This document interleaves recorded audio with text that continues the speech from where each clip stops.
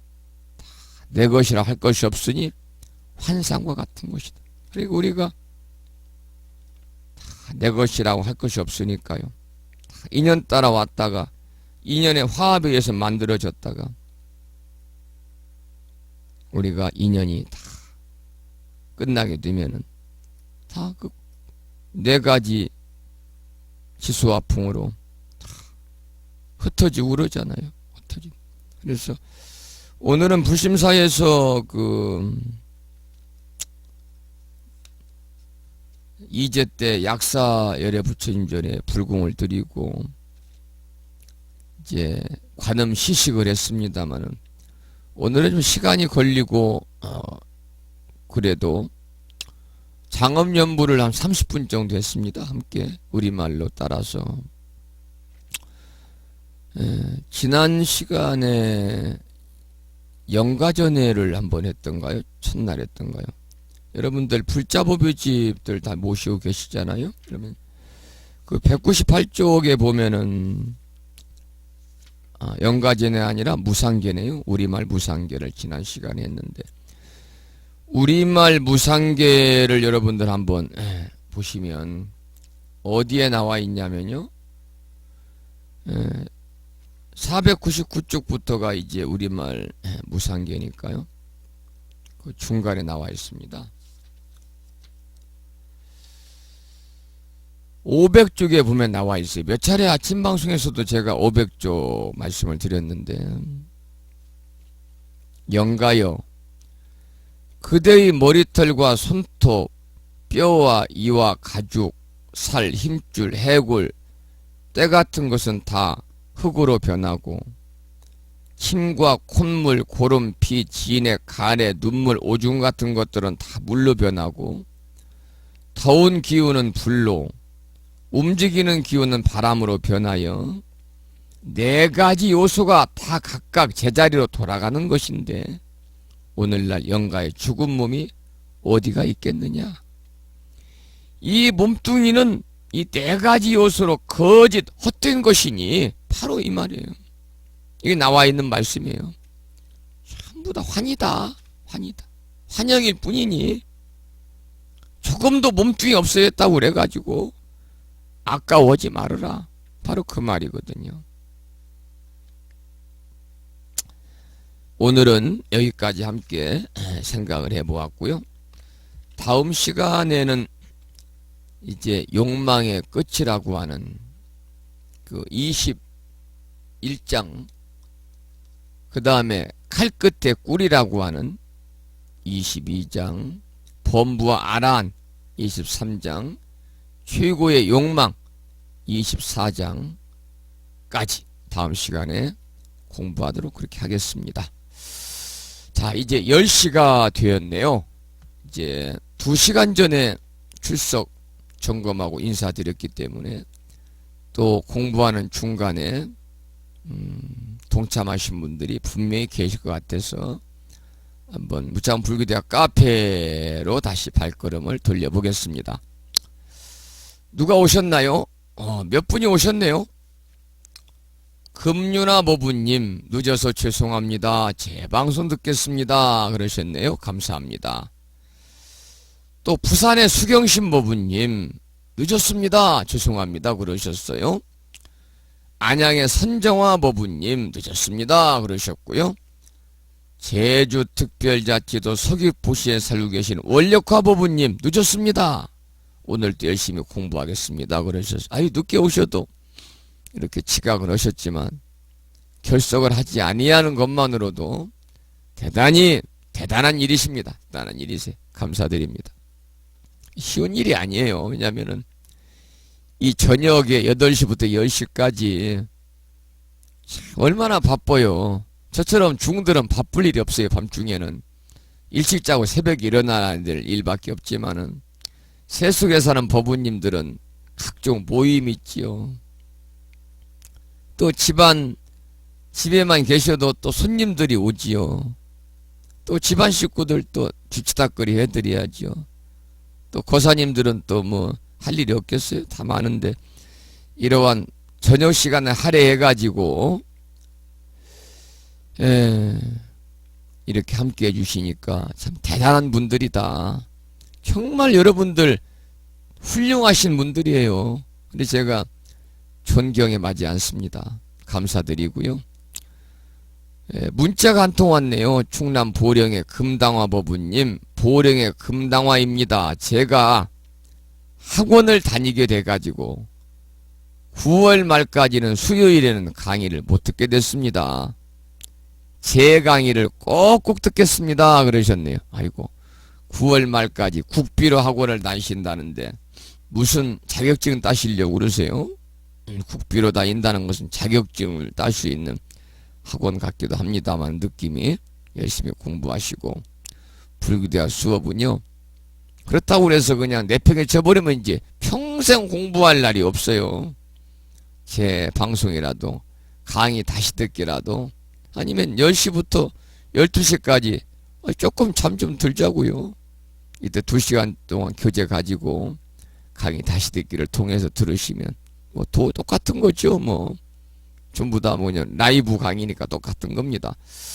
그렇게 하시라는 말씀을 드리면서 오늘 수업을 여기서 여러분 마치도록 하겠습니다. 그리고 문자 주신 분이 계시네요. 경상남도 김해시에 살고 계시는 묘덕화 부부님께서 아이고 묘덕화 부부님도 출석을 좀 이렇게 확인해서 문자로 통보하시거나 아니면 다음에 개설된 무참불교대학 카페에 회원가입하시고요. 그 출석 확인하세요. 글도 올리시고 카페에 가입하실 때는 가입을 하고 저한테 꼭 문자를 주셔야 됩니다. 그냥 모르는 분들은 제가 가입 허가를 안 씁니다. 그러니까 제가 누군데 어떠한 이름으로 가입을 했습니다. 신청했다는 말씀을 주셔야 확인하고 제가 회원으로 자격을 인정해드리죠. 경남 김해시의 묘덕화 부부님께서 김해 묘덕합니다. 강의 잘 듣고 공부 잘했습니다. 그러시네요. 아이고 잘하셨습니다. 그리고 전라북도 전주시의 무예광 부부님께서도 오랜 시간 수고하셨습니다. 그러시네요. 감사드리고요.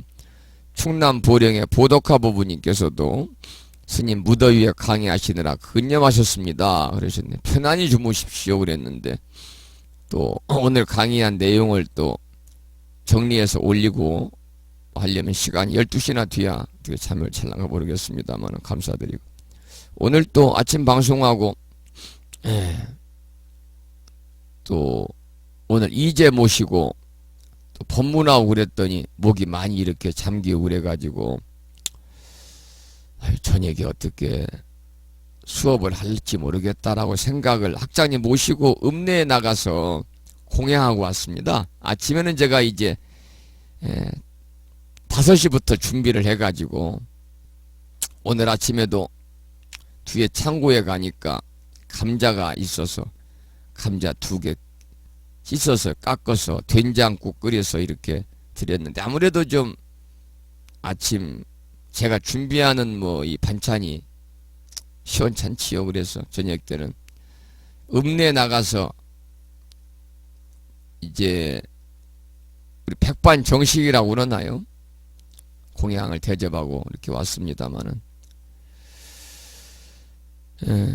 그리고 오면서 아이고 목이 잠기고 그래서 저녁에 수업할지 모르겠다 그랬는데 또 이렇게 컴퓨터 앞에 앉아서 또 마이크를 잡고 보니까 2시간 동안 그냥 무난히 그래도 한 것 같아서 다 부처님의 카피다.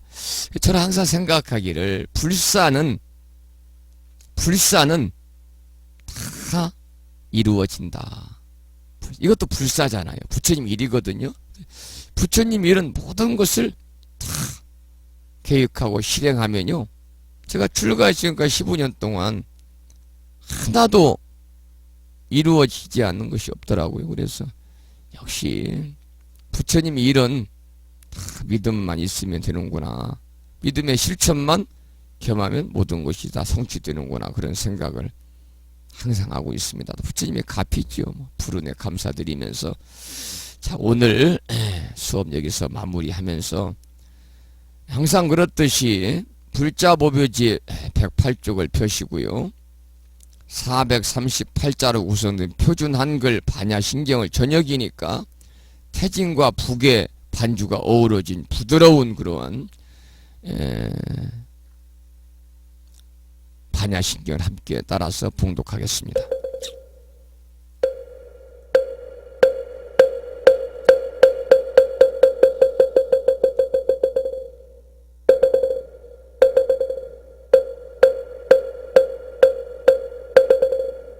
아반야 바람일다 신경관자재보살이 깊은 반야 바람일다를 행할 때 오니 공한 것을 비추어 보고 온갖 고통에서 건너느니라.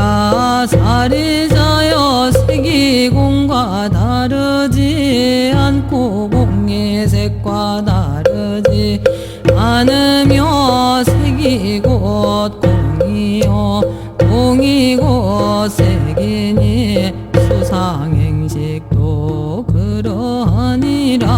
사리자여 모든 법은 공하여 하지도 멸하지도 않으며 더럽지도 깨끗하지도 않으며 들지도 줄지도 않느니라. 그러므로 공 가운데는 색이 없고 수상행식도 없으며 안입이 설신의도 없고 색성향 기초법도 없으며 눈의 경계도 의식의 경계까지도 없고 무명도 무명이 다음까지도 없으며 늙고 죽음도 늙고 죽음이 다음까지도 없고 고집멸도도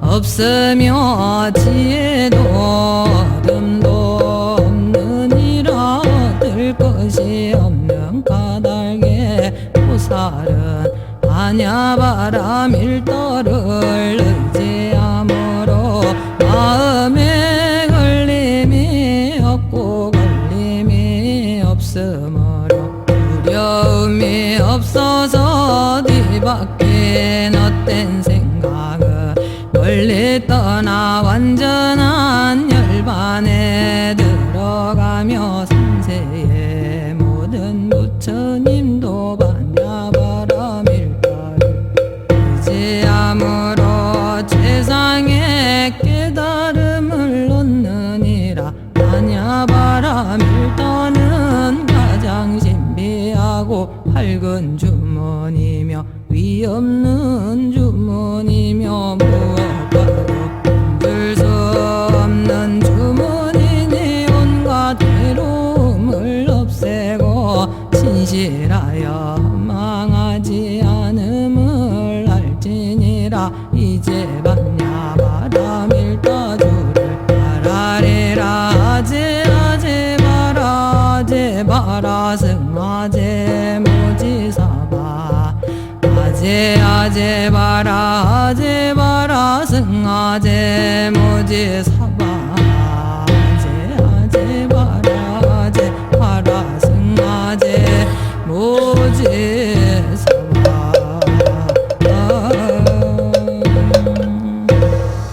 다음에는 불자보묘집 599쪽을 펴시고요. 보살의 4가지 총언이죠. 사홍서원을 모시도록 하겠습니다.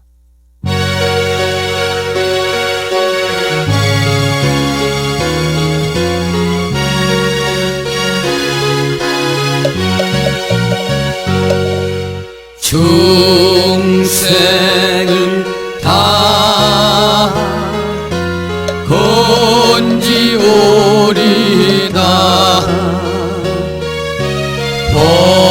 번뇌를 다 끊어오리다.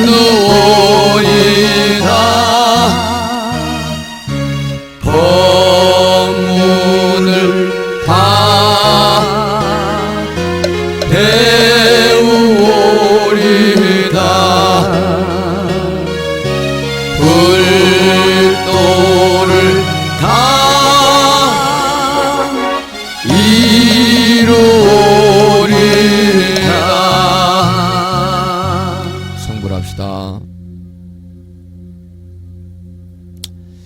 10시 10분입니다. 2시간 10여 분 동안 늦은 밤입니다마는 날씨도 무덥잖아요. 이렇게 함께 해주신 법우님들에게 감사드립니다. 고맙습니다.